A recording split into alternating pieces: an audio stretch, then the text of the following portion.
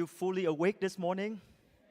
We, we, we are going to study about the brain. We better be awake in order to do that. You know? Well, what was the topic yesterday for Dr. Arlene Taylor? Inflammation and Alzheimer. Was it helpful? The way she presented, was it joyful and really to the point? Praise God. We have a gift in Dr. Arlene.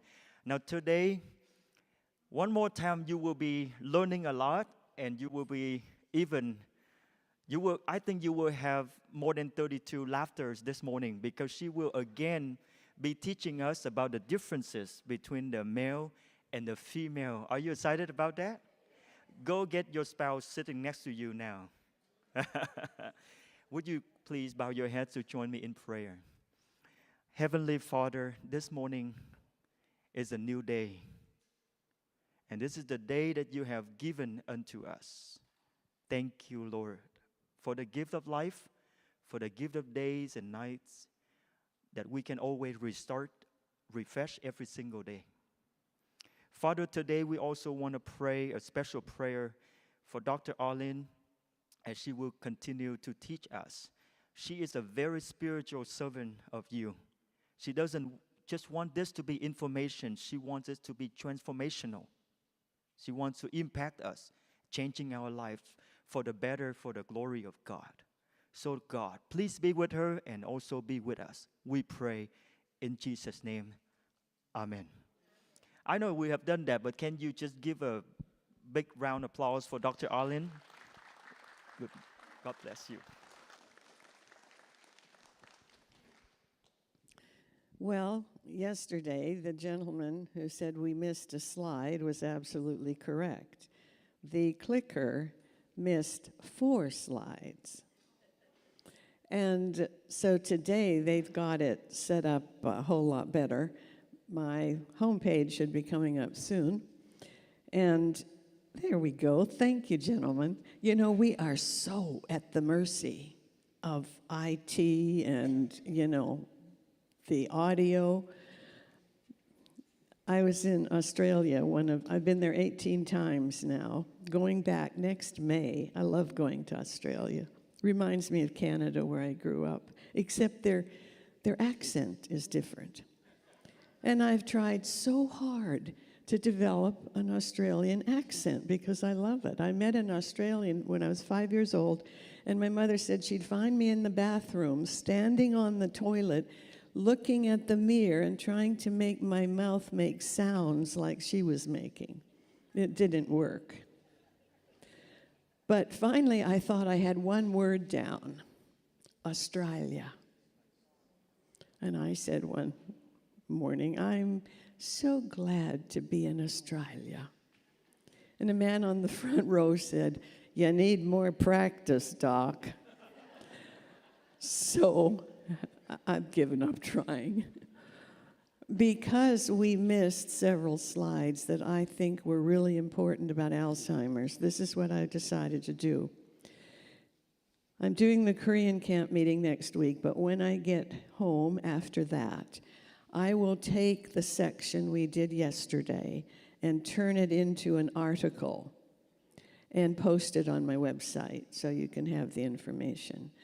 I don't think we ever got to the slide that they found that acetate that's found in all vinegar, and I used to love balsamic vinegar, put it on my salads and dip my bread in it, and well, the acetate, when it gets to the brain, it bonds with some of those glial helper cells, creates inflammation, and it looks like it may also be responsible for developing some of those tangles and plaques in the brain.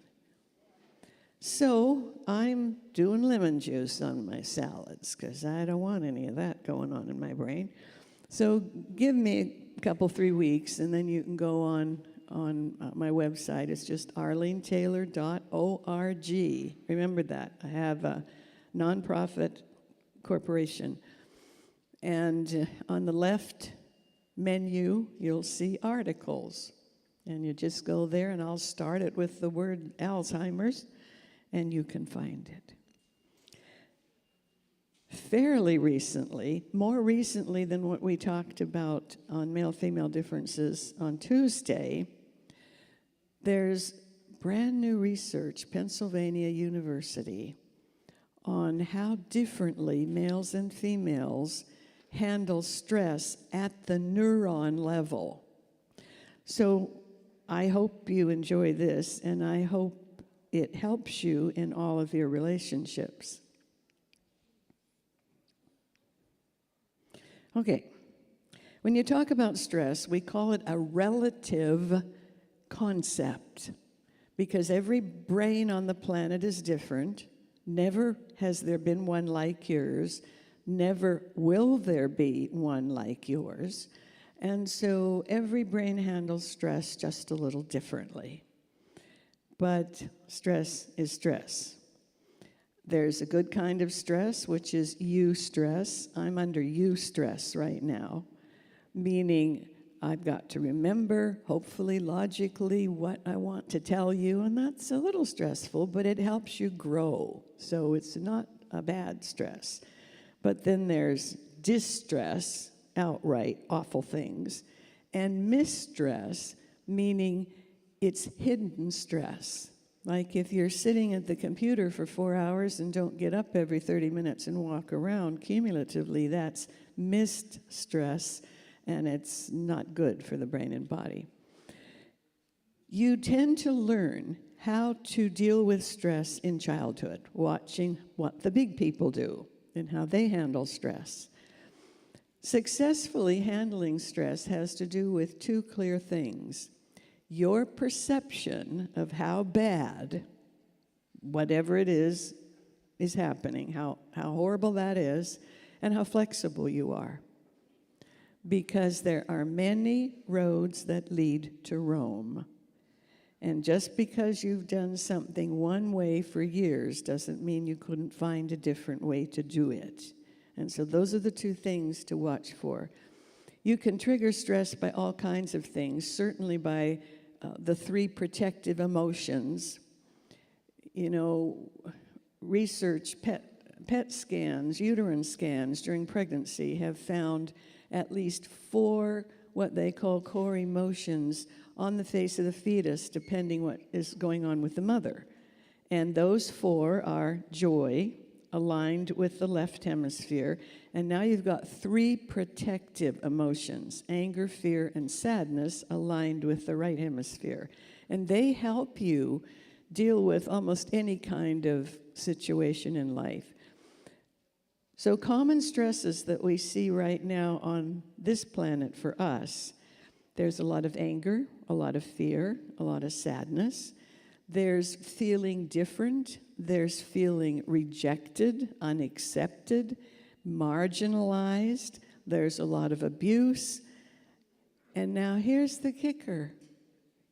Being around another person who is very stressed will cause your own brain to become stressed.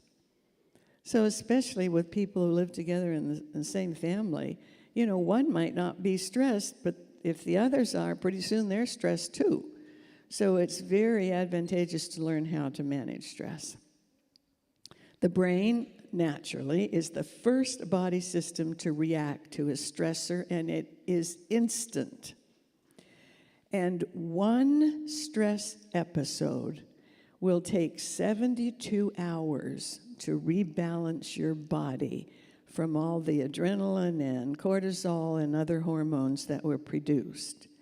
I've met people that I don't think have ever been out of the stress syndrome for 30 years because they keep triggering it. And that's not good for your brain and body. And because of a continual stressor, you can get illnesses and diseases that you ordinarily would not get. Bottom line, the male brain and the female brain handle stress differently. In the moment, the present moment, when something's happening, male brains seem to struggle much less with stress. That's partly good and partly bad. because if you don't recognize the potential lethality of the stress, they can be caught, with their shoes off somewhere down the line. Female brains struggle much harder with stress. Now, I've worked on this for probably 30 years, because when you're speaking, you never know what's going to happen. I've been speaking in a creek bed in China, and the generator shut off, and there was no pictures, and there was no sound, and sometimes the equipment doesn't work, and the guys are frantically trying to fix it. If you don't know how to manage stress, you will downshift your brain, meaning there's 3 layers in the brain. Conscious thought is only at the top layer. Down at the bottom layer is the fight-flight response. And if you go straight down to fight-flight because you're stressed, you can't put 2 words together in your presentation, and you're standing there, deer in the headlights. So it's really worth working on it. Female brains are twice as vulnerable to stress-related disorders as are males. And the 2 most common are PTSD and depressive disorders. So it's worth it, women, to look at this, because twice the risk for PTSD and depressive disorders is nothing I'm aiming for. This is what happens typically in a relationship. It doesn't have to be a marriage. It can be a parent and a young person. It can be at work. But when stressed in the moment, and if the female doesn't really know how to handle that and gets all, jitterated, there's usually some very helpful male who steps up to the plate and says, "It's no big deal, just get over it." I don't know how you do that. It's a process. Takes 72 hours. You don't get over it in the moment. But for the male brain, when he gets extremely stressed and pulls into himself and doesn't want to talk to anybody and sits in the corner and watches his favorite game, many women will look at him and will say, "For heaven's sake, just pull yourself together and get on with it." Well, that's equally unhelpful. So I hope after today none of you ever say either of those or hear either of those. The male, however, is at increased risk in midlife and on for a major depressive event when he hasn't handled the stress appropriately in the moment. And it's just a fantastic set of steps that occur in the stress response. So this is a cutaway of the brain, but I pulled it apart so you can see the 3 layers. So when the brain recognizes a stress, it will do so subconsciously in that middle mammalian layer, and it will trigger one of the most powerful secretions in the brain and body called the corticotropin releasing factor, CRF. It is both a neurotransmitter to transmit information and a peptide hormone that impacts mood. It's extremely powerful. The Molecular Psychiatry Journal put it like this: CRF is a neurotransmitter and a peptide hormone. CRF binds to the receptors, those little windows in the cells, in the locus coeruleus. All that is, it's a name for the alarm center that's way down in the reptilian layer. And when it hits that alarm, the whole body becomes involved with the stress response. I wish we'd known this when I was in nursing school at Loma Linda, 100 years ago. I would have had a much less stressful life, but we're getting less stressful from here on out. The CRF is telegraphed, it's the words the research is, throughout the brain first by norepinephrine, which is also a hormone and a neurotransmitter. Anytime you get things that are both, it's pretty significant. It's linked with the fight-flight response, which again is triggered down in the alarm center in that first reptilian layer. And by the way, it's called the reptilian layer because that's the only part of the brain reptiles have.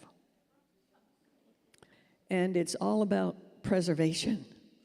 Gotta be safe. What do I do to get out of here? How do I protect myself? And I have to laugh because I was in Australia actually, and I was actually watching some television because I was enjoying listening. I really like languages, listening to the accents. And this host was interviewing people, and onto the stage comes this hunk. And he's got a huge boa constrictor wrapped all over him.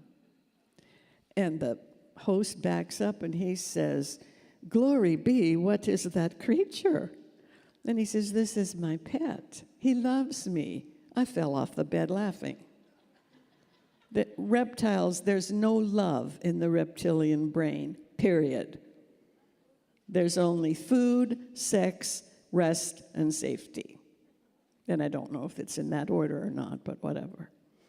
So CRF creates this whole alert system in the brain and the rest of the body. And it can be helpful if it's in a real emergency because it heightens your ability to quickly make another choice, but it's not cognitive, it's reactive. But if it becomes runaway, if you are triggering this powerful substance regularly, then you're going down the road to a depressive disorder. Here's just a few things to show you how powerful that particular hormone transmitter is. It can suppress appetite, and researchers are now looking at that as the base of anorexia nervosa. It can increase anxiety, the way you perceive things, and that often leads to a comorbid depressive disorder. When you're drinking alcohol, because it is a toxin to the brain, and the brain hates it, when you start drinking alcohol, the brain starts pouring out CRF to combat the toxicity of alcohol. But it only lasts for a brief moment. It's almost like it's saying to the brain, "Are you nuts? Dump that stuff." But research also shows there isn't a brain on planet Earth that knows when that exact point in time occurs, and they often just keep drinking. It triggers inflammation. We talked a lot about that yesterday. And they think that it may be linked with multiple sclerosis and every type of arthritis. And high levels of CRF in the cerebral spinal fluid have been found in the brains of people who attempted suicide or who actually did commit suicide. And now the researchers are saying no brain ever tries to kill themselves unless it is in a disordered state. And often CRF seems to be that trigger. Did you know that rats are wonderful research creatures? I don't particularly like rats, to tell you the honest truth. But here's the research. You take rat neurons, the thinking cells, and you put them on a slide, and you take human neurons, thinking cells, and put it side by side, and it's almost impossible to tell which is which. They're that much alike. And so that's why they make good research subjects, because you can do things with rats you really couldn't do with people. We share with rats 30 common peptides, which are substances in the brain that change your mood. So, if somebody calls you a rat, hey, that's a compliment. They can find a maze faster than you can by a long shot. They can be cleverly trained to do cognitive tasks. They can identify the sense of landmines. They can detect when a person has tuberculosis. I mean, that's amazing. That's better than some canines. So, researchers got a bunch of rats together, and they wanted to know if there was any difference between how the stressed rat brain handled things and the stressed female rat brain. So they got big vats of water, and they filled these vats about halfway full, and the walls were slippery, they couldn't get out. And they would put the rats in these vats, and then they had a graduate student sitting right by each vat, and they were timing how long it took before the rat got tired and started going under. And this is what they found. On average, both male rats and female rats could swim nonstop for 48 hours. And as they begin to get tired and start sinking, they rescued them. And then they did brain scans. And they found that although they could swim the same length of time, the brains responded very differently to stress. And you couldn't do that with people. I mean, you can't dump somebody in a pool with smooth walls 12 feet high and wait to see when they go under. So I'm very grateful we have rats whose neurons are almost identical to ours. So this is a drawing of a female neuron, a female thinking cell, a female rat thinking cell. When the female rat got stressed, their brains immediately went into a state of macho-ness. And you don't usually think of women in terms of macho. That's the big, strong guy.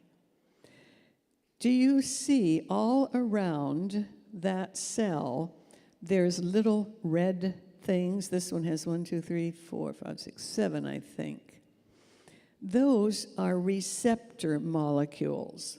Think of them as a window or a door that you can open, and it allows substances from the outside to get in, specifically in this case, CRF, that really strong substance.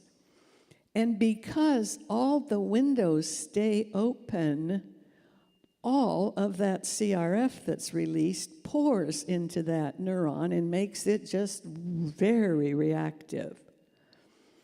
If you don't like that metaphor, think you're in a building and you've got 7 doors, and now we've got a hurricane, and the doors are just wide open. They won't shut. So even though you're in a protected area, you're still being subjected to this storm. And that increases the reactivity of that cell. Now, in the stressed male rat, they've still got receptor molecules, windows or doors, but in the middle, you see some little green things. Everybody see the green? Hope nobody's here with a red-green problem distinguishing the colors, because I want you to look at those little green things. They're called arrestins. And the minute the male rat got stressed, what do you think the arrestins did? They ran around and shut the windows and the doors. And you can see in this drawing, one of those windows has been pulled clear inside. one's partly in, there'll probably be 3 or 4 more pulled in because they can pull in more than half of whatever it is that's blocking the receptor molecule.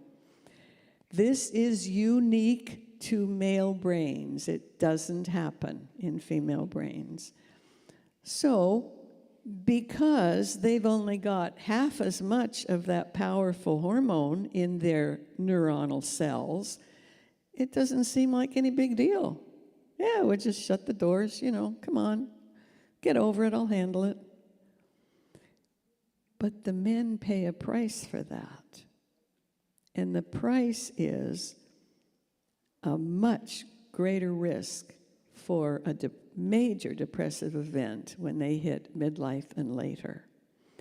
Now, I had 3 stepsons.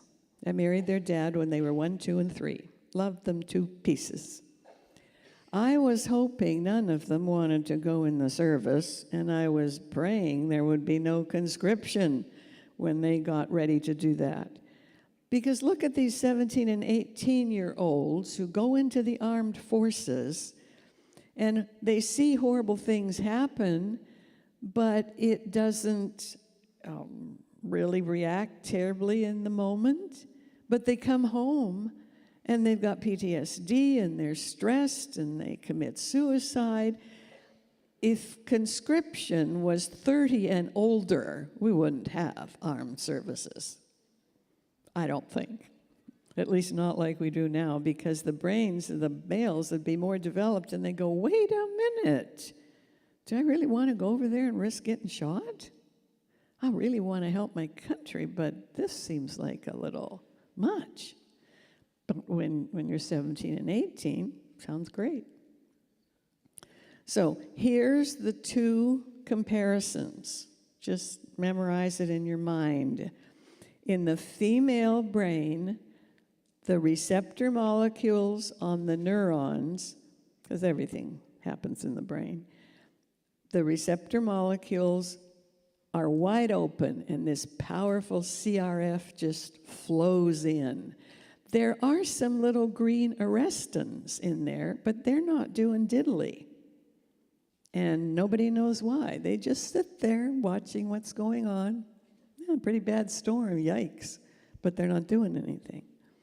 The male brain, those little arrestins are getting busy, and they're slamming the windows or the doors closed, or they're pulling in the receptor molecules.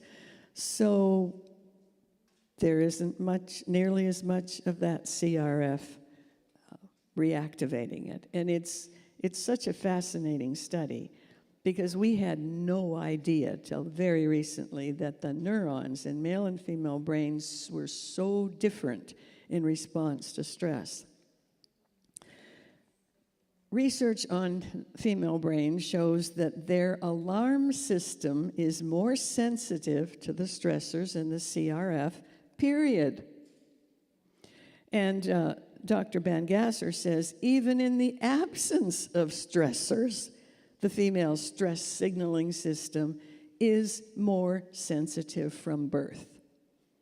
So they're liable to be thinking ahead, and what if this happens, and what if that happens? And the male's going, well, when we get there, we'll handle it. What are you worried about? Well, because their stress signaling system is more sensitive. And the only thing I can think of is that perhaps, since they do most of the child rearing, you got to be alert. You know as well as I do, a 3-year-old can be standing right beside you, and you can turn your back and they're gone. And it's that stress reactivity that, helps save as many of them as are saved from running out in the street or jumping into the neighbor's pool or whatever. So, the lack of receptor internalization. I want to use the word so that if you come across research, you understand. Receptor internalization means that it allows stuff to come into the cell through that receptor molecule. It translates into impaired ability in the female to cope with high levels of CRF. And that occurs in depression, it occurs in PTSD, and it all seems much worse to them than it may really be. But it seems like, it's the end of the world activity. Now, increased receptor internalization, meaning they pull those receptor molecules in, slam the window, shut the door, however you want to think of that. And for the male, it doesn't seem like any big deal. Get over it. We'll handle it. Not a problem. And she's just hanging to the chandelier by her fingernails. And he's just going, I don't really think that's necessary. We're going to be fine. And then something happens, and he's surprised. The less intense stress response in the moment, researchers believe, increases the male brain's risk for a major depressive episode 25 years later, usually, midlife and on. And there's a lot of men who have a midlife crisis, and all it is a depressive episode. So, University of Michigan, Ann Arbor. Researchers got this information, and they said, okay, we want to see what this major risk is like 25 years later. So they got a whole bunch of males, followed them for several years. They broke out the resulting data by two things, gender and race. Probably sex and race, but sometimes people use those terms interchangeably. There was no difference for a risk of a major depressive disorder down the line for females, period. They don't risk that. And the reasons that they seem to identify was women tend to use coping strategies more so than males do, as in relational connections. Women, there was a huge study that was done, and they asked men, how many really close friends do you have? And what do you think they answered? One. And they said, and who is that person? And it was their wife or girlfriend. And so what do you suppose happens to a man when his wife dies? He is stuck because his one support system is gone. And it's real. Males, I was delighted when the church started doing some male retreats. I spoke at one up near Oakland or something a few years ago. Men need to make friends with men so that when they have an event like their wife dies, they'll have somebody to connect with. Otherwise, it's pretty lonely. And the research is clear. Divorce is much harder on male brains than female brains. And women go, I don't think so. Look, I got to raise the kids pretty much by my own, and I don't have as much money. Yes, but emotionally, they're paying a terrible price. So, no difference in that risk for females. So then they looked at males, and they wanted to compare black males with white males. And I'm told they're now going to repeat this with an Asian population, and I don't know who else. But it was fascinating what they found between black males and white males. Despite higher levels of exposure to stressful life events, and that's pretty clear for black males, they have a more stressful life than white females. Despite that, black males seem to have a higher tendency to implement coping strategies, including positive reappraisal, optimism, and the maintenance of hope. And they use a lot of music. They love their mother and they go to church, pretty much, unless they're in a really bad situation. So, well, let's go back to that one for a minute. When they asked them, how do you cope with stress? They could name, oh, I got a group of guys and we play basketball or whatever on Sundays or sometime during the week. They have a group of compatible male brains, and they help each other.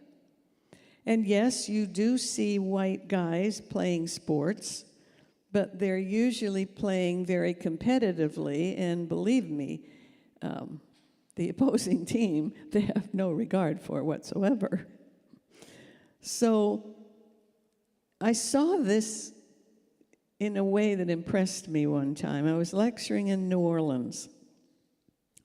Norlands, they told me to call it. And Preservation Hall was open.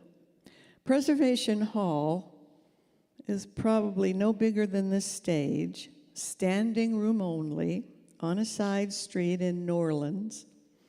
And they said, Arlene, you have to go. You have to go. So the program started at 9 o'clock. I walked in. There's not a chair in sight. People are already crowding in. It's packed.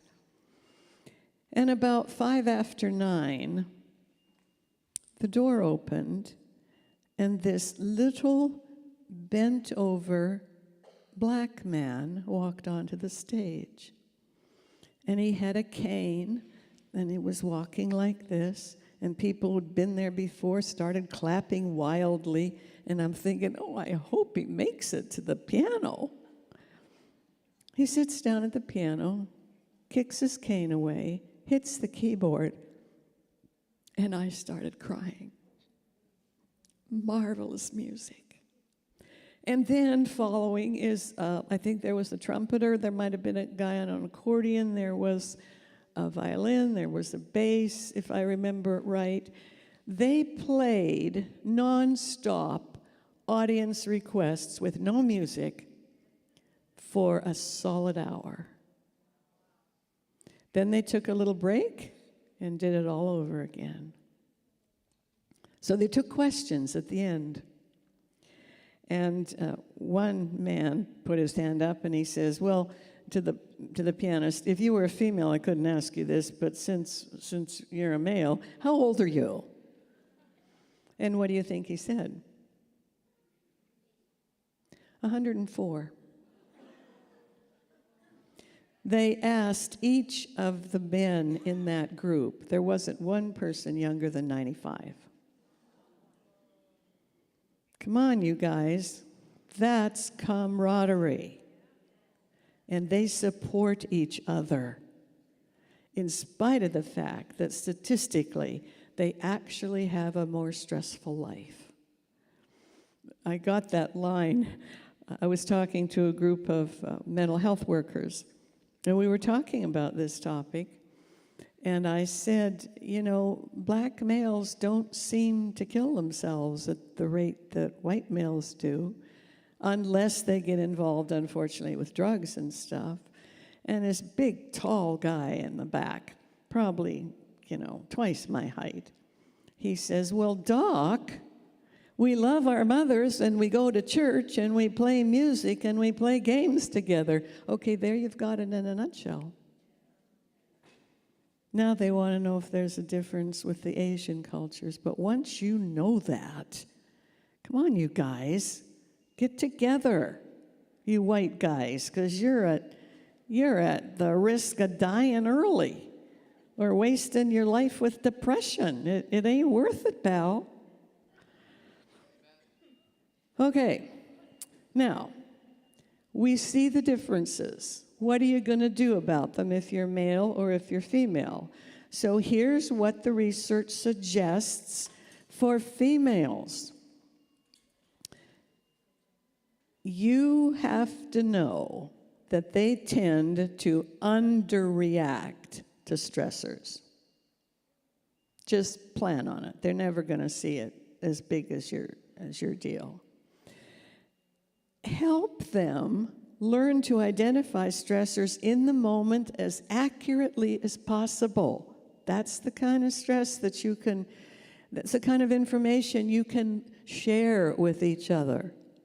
Avoid blowing them off as no big deal. Collaborate with a trusted female brain to help you get perspective. Use that to help you implement appropriate strategies to manage the stressors now, even if they don't seem to be that big a deal, because that's going to reduce your risk for a major depressive event midlife and on. And you can do that. Female.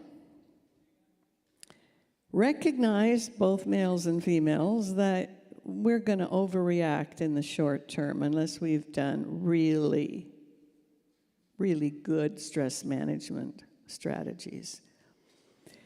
Learn to identify the stressor in the moment as accurately as possible without overblowing it.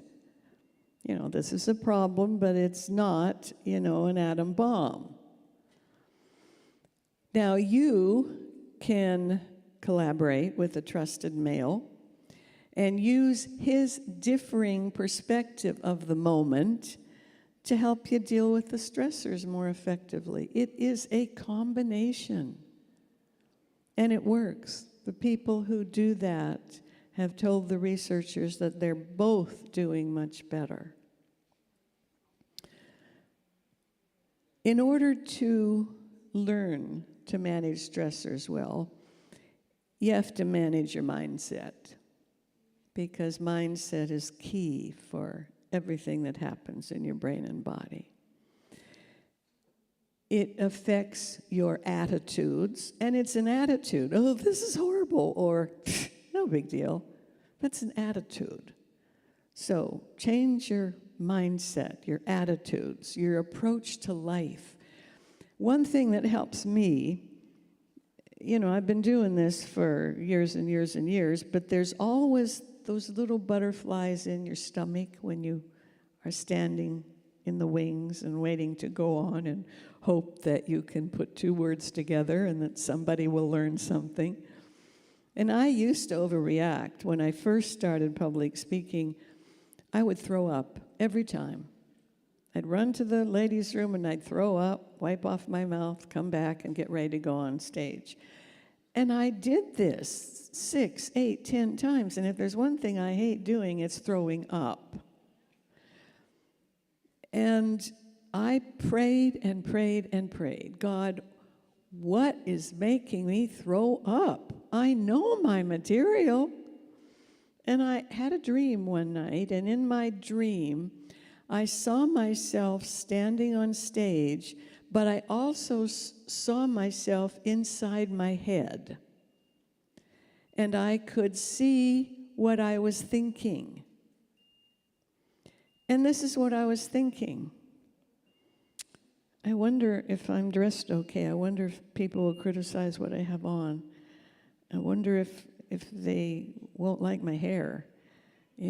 Maybe they'll think I have too much makeup on, even because I have no color. I got to put something on, or it's just a blob of white flour up here. And I woke up and I said, oh my goodness, I was thinking about me. This is not about me. This is just information I want to share with people to make their lives better. I never threw up again. But that's a mindset change. And I was very, very grateful. I'll tell you, the Lord does sometimes, I believe, give you information in dreams if you really, really ask for help. And that's happened to me 2 or 3 times in my life, and it's been life-changing. So, 2018, there was a Japanese study, and they found, remember my experience of whatever. They found that people with a stress is enhancing mindset, opposite from Stress is debilitating. Had far fewer psychological responses and a much smaller stress response. So now, when I'm getting ready, I always ask for whoever's introducing me to pray, because I believe the Lord answers prayer. And so I'm standing there, and instead of being terrified, because I get a lot of criticism, and you know that if you're willing to put yourself out in public, you will be criticized, especially by people who could never do what you do, but they think they know to tell you what to do. So I've accepted that. I get some pretty grody emails, and I usually just respond, thank you for your impression, and delete the email. And occasionally I actually get something that makes sense. But often it's people criticizing me. I remember one really grody email. This person wrote, "You take your shoes off when you lecture. How disgusting. We don't want to see your feet. Why do you take your shoes off?" And so I thought about that for a while, and I emailed back, well, the Lord told Moses to take his shoes off. And if it was good enough for Moses, it's good enough for me. So it all depends on your mindset. So they found that those who felt that eustress was enhancing had very few symptoms. So when I'm standing waiting to come on stage, I'm telling my brain, Arlene, you are excited about getting to do this. There's somebody in the audience whose life will change because of the brain research. And I'm no longer back there trying to make sure I don't throw up. It's all about your mind. Now, I want to do something just a little fun, and then we'll take questions. But I would like you to read these aloud with me, because reading aloud for 10 minutes a day is what? Anti-aging. All right, so let's go. Tips for coping with stressors. Drive carefully. It's not only cars that can be recalled by their maker.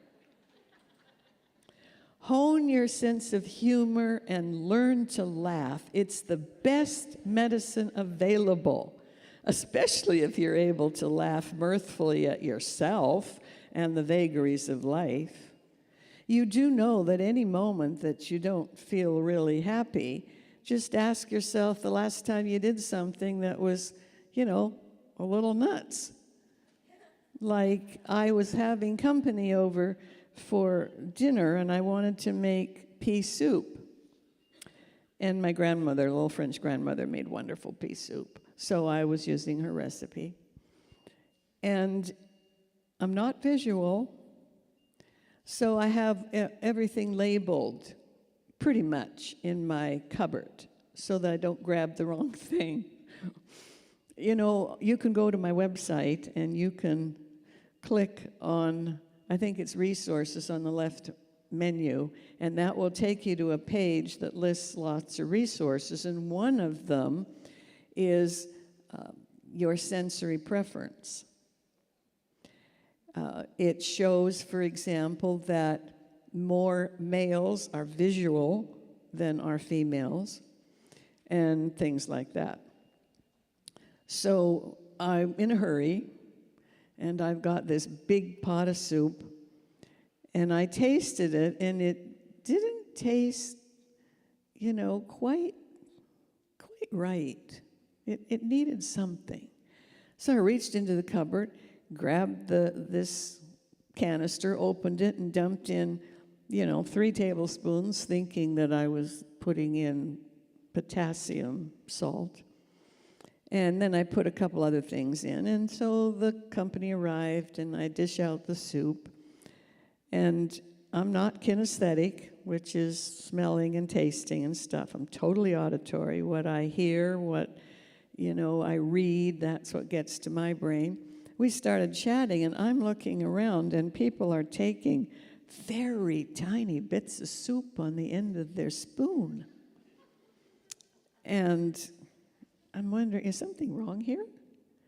And so I finally, they're really good friends. I said, so what's the deal, guys? You don't like my grandma's recipe? And the man says, Arlene, I doubt this was your grandma's recipe. He says, I know your grandma, and she was a fabulous cook. I said, so what's the problem? Well, he says, have you tasted it? So I took a spoonful. It puckered the inside of my whole mouth. I had put in 3 tablespoons of salt. And I said, okay, well, let's see. I got some homemade waffles in the freezer. Why don't we have them for dinner? But if you can laugh about it instead of being embarrassment's a choice. Embarrassment just tells you that you've done something that's not particularly mainstream. But whether you want to feel really bad about it or not is totally I laugh about it. Be careful what you say during Be careful what you say during episodes of high stress. If you can't be kind, be silent. Or at least have the decency to be vague. Dump the arguing. When somebody wants to argue with me, I simply quote, I'm under no obligation to accept an invitation to an argument.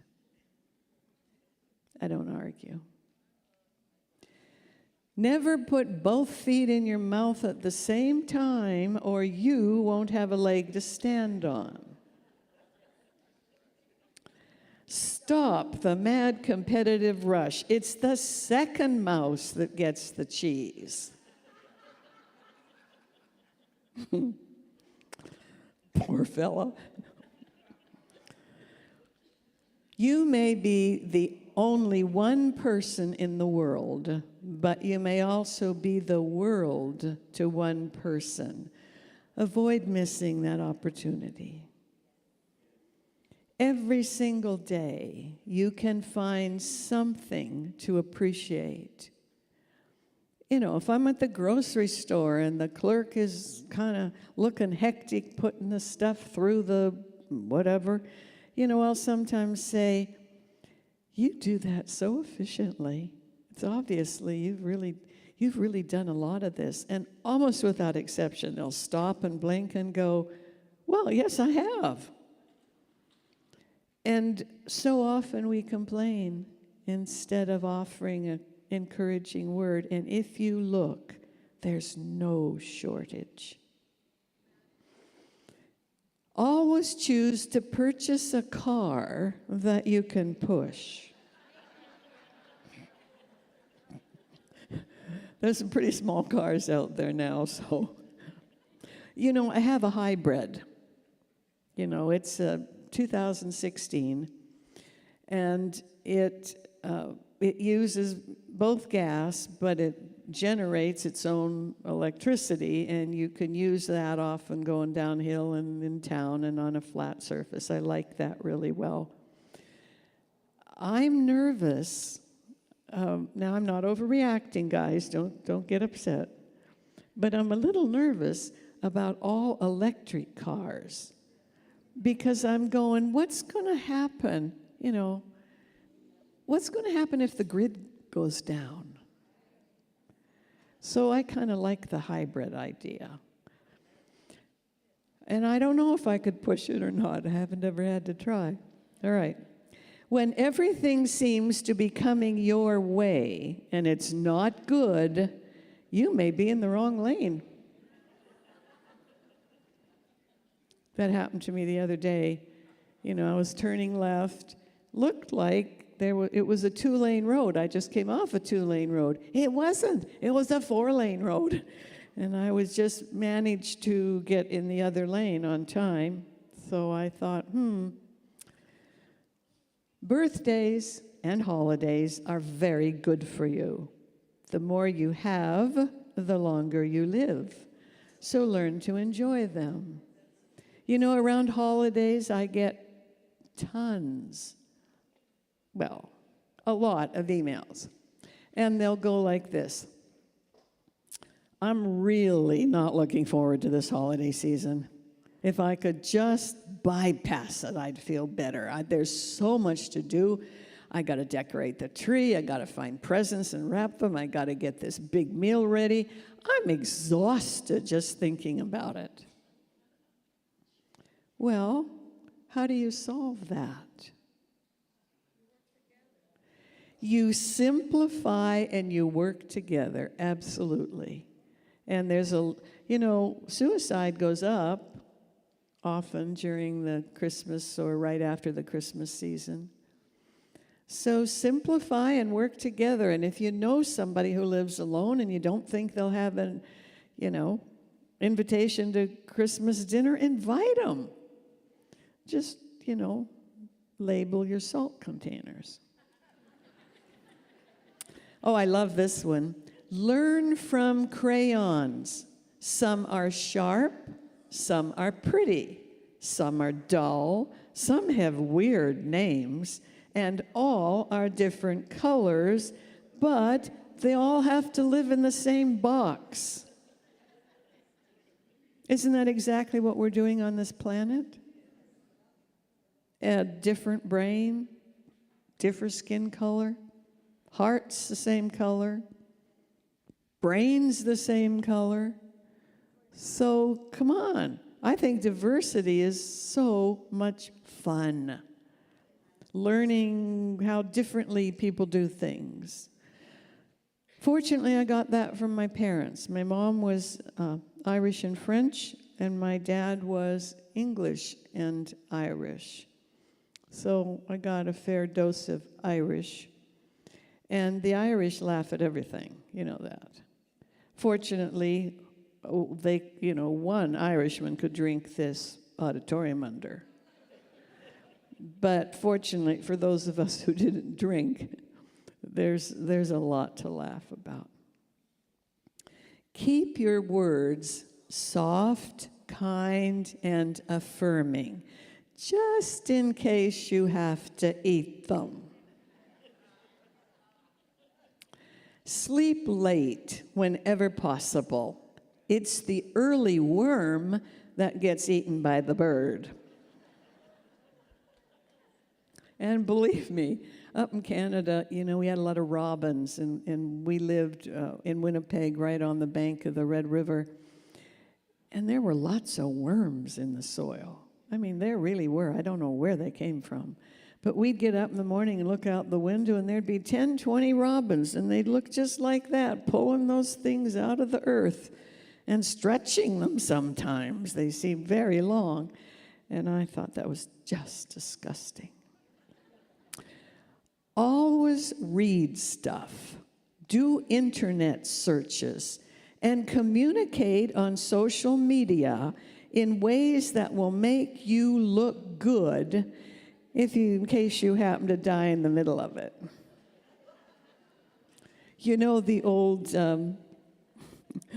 The old wives saying, always change your underwear every morning. Because if you were in an accident, I don't want anybody to think that I didn't, wash your clothes. And I have, as a nurse, been at some accident scenes, and yes, nobody was washing underwear. If you lend a person $20 and never see that person again, it was probably worth it. Better yet, just give it to them to begin with and avoid the stress of wondering if it will ever be returned. I don't lend money, ever. And Scripture is really clear. You never go surety for somebody else. You never co-sign with them unless, it's your spouse or whatever. But if I see a need and I can afford something, I'll give it to them, but I don't lend. Accept the fact that some days when you are stressed, you may act like a pigeon. And some days you may feel like a statue. Either way, course correct immediately. Become a low-stress personality. Learn to enjoy the scenery on a detour. And being so non-visual, I will admit to many, many detours. And I leave in plenty of time. So if I have a detour, I'm not going to be really nervous. All right, I think that does it. Have you got it? Good. All right, we have a few minutes for questions if anybody wants to ask. And I can't see because of the light, so whoever's got the, raise your hand or something so I see where you are. Okay. Hi. I had a question about stress related to two things. I have a history of drug addiction. I was born in the womb addicted to drugs. My mother was a heroin addict. And I have a history of PTSD. My mother passed from birth to today, PTSD. Addiction over 20 years ago, I guess, 18 years ago. But I feel like, my question is, I noticed that your norepinephrine is released, right, in stress. And it seems like anything that's ephedrine, epinephrine, anything like that, any feel-good, anything is, as a drug addict and a PTSD, I have a lot of other emotional things that I struggle with. I feel like I'm like addicted to stress, or that I create stressful events, or like manifest stress that isn't there. That is a fabulous question. Fabulous. And I honor that you're working on changing it. I have worked with drug addiction programs for probably 30 years. And you are absolutely correct. When you allow yourself to feel stressed by something, you will secrete cortisol, adrenaline, many other types of bodily substance that will trigger the brain reward system.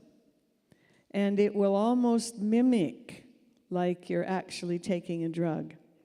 And people often, when they don't start understanding stress, then they become addicted to their own adrenaline. And when the adrenaline's pumped, they feel great, but then they wear themselves out by continually allowing themselves to get really, really angry or something like that to trigger that emotion. And you've got it nailed. You know exactly what's happening. So, I would be working on thinking ahead. Ask yourself, when you do react to a stressor and you pour out all of these body chemicals, what could I do differently? Ahead of time, what could I do differently? And some of the people I've worked with use self-talk, and something happens and they'll say out loud, John, you are observing this calmly. And gradually you can reteach your body to not be quite so quick to pull the trigger on adrenaline and some of those things.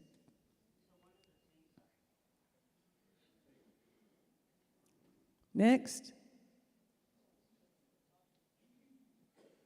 Well, maybe we don't have any more questions. Okay, I can see you, but I need somebody with a mic. Oh, okay. The only other thing I had to ask was ADHD is also a big thing. So is it self-medicating possibly that I'm doing too? It's all part of the same syndrome. But with ADHD, you probably have a brain that's very extroverted. And it's easier for extroverts to, get upset and trigger some, anger or something like that. Yes. I really don't have too much to say, but last night there was a reaction that happened last night, and I don't want to pour this out to you and all this stuff, other stuff, and I don't know how much you can say about this, but there's this married couple that's been married for 11 years, and I like them very much, and I like them very dearly. So last night, before Louise and I came to the concert, something bad happened, and so this person didn't eat for a good while, and Louise goes out of the way and cooks dinner for all of us, and it was scheduled for us to have dinner after we got back from the meeting, and then all of a sudden the husband was wondering what was going on, and they were talking, and so we all agreed that we would eat dinner after we get back from the meeting and stuff, and so then one thing led to another. She wanted to go to the concert and meeting, so the husband was saying, "Oh, you mean I have to eat all by myself?" And so she chose to wanting to go to the meeting. Then when she got back, and she seemed okay, and then he felt that she wasn't eating that much, or it was time for her to eat, so she asked him for a banana so she could eat it.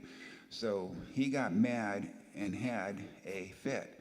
So then I couldn't handle that, because it's not fair that he would have to be getting mad at her when there's company like me, and I don't like that, and I really have trouble accepting that. And so I got upset and stormed out of the trailer, and then I kind of yelled back and hollered and stuff, and I just left. And so Louise caught up with me and kept me comfort as much as she could, so I just thought I would explain something about that, and that's all I got to say. Well, the first thing that my brain thinks of is that often spouses try to control each other, and that is not okay.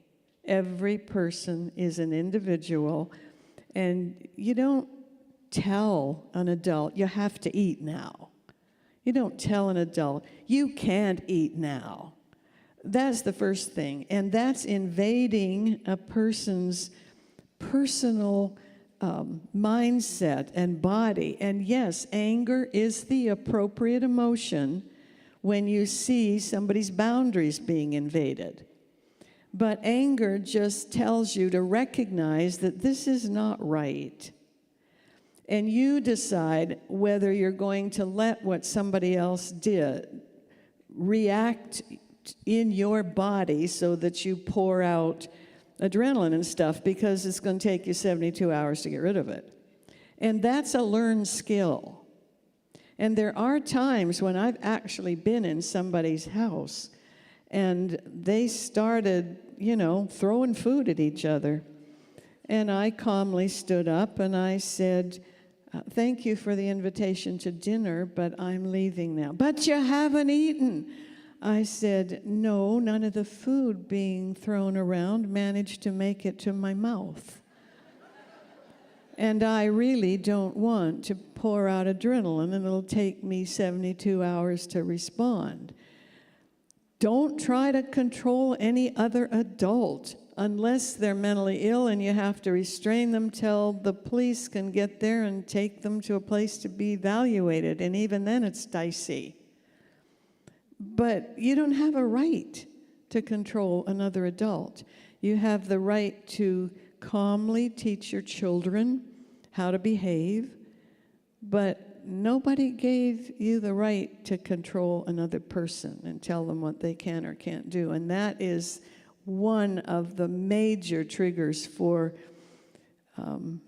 actually adult homicide. Okay, anything else? But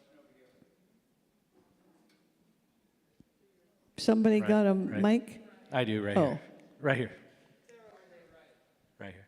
Thank you. I'm not visual. My eyes are open. Okay. Hi. I was just wondering, I have a family member who's on the spectrum, and his mother wonders if he'll ever feel empathy, or if he would ever be able to develop empathy. To develop what? Empathy?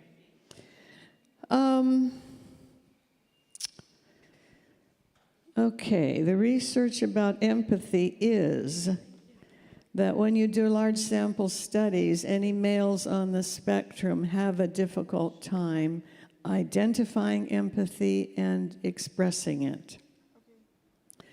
Having said that, I believe you can teach someone on the spectrum types of behaviors to exhibit when certain things happen. And I don't know if they'll ever develop empathy, but they can at least learn if somebody falls down, you know, go over and see if you can help them up. You don't have to say anything, but just don't walk by and shrug your shoulders. But whether we don't know, or I don't know of any research that says they can actually develop empathy. But having said that, the autistic brain is gifted in many things. And you want to look for what their giftedness is, use it, and reward them. Because everybody is good at something. And we tend to look at what isn't working well for them, instead of looking at what is working for them and what they're able to do. So that's the best I can do for an answer. Okay, one more question? Can you guys hear me? Sorry. I might butcher this a little bit. I'm over here on what is that, right, left? There you go. It's really helpful when somebody waves their hand. Yeah, like I was saying, I might butcher it a little bit because I came in a little late, but earlier we were talking about like the CRF and how women as a product kind of develop these like protective factors like camaraderie and talking and relationships and whatnot. And I'm wondering if that kind of extends, you were talking too about like the African American demographic, if they're kind of building these protective factors because of their environments, or if it's like cultural or a genetic thing, or like how we're kind of regulating this CRF with these things. Well, I don't happen to be black, so I can't tell you from personal experience. But some of my best friends have a different skin color. And part of it, I believe, is the culture encourages helping each other. The more you do something, the easier it is to do something. And while we don't have all the details, all I can tell you is you white guys better go find a black guy and make good friends with them, because you're going to be at high risk for, a midlife crisis, and they aren't. And you might hope that they could help you, because different cultures can help each other. Really they can, because each culture has things that maybe aren't so good about their culture, but some things that are very good about each culture. And that's why I love diversity. I just love it. The more people I have that are a different color or a different race, I learn from them. And I enjoy the differences, because I always remember our brains are all the same color. And that's what matters to me. All right, we'll see you tomorrow, and have a good rest of the day.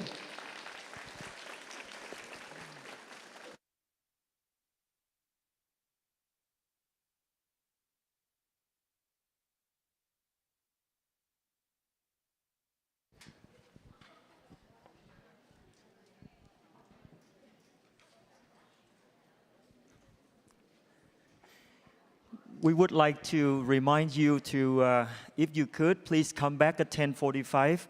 We have a wonderful speaker, pastor, and a leader. He has incredible story to share. So if you could, please come back in here at 10:45. Thank you very much.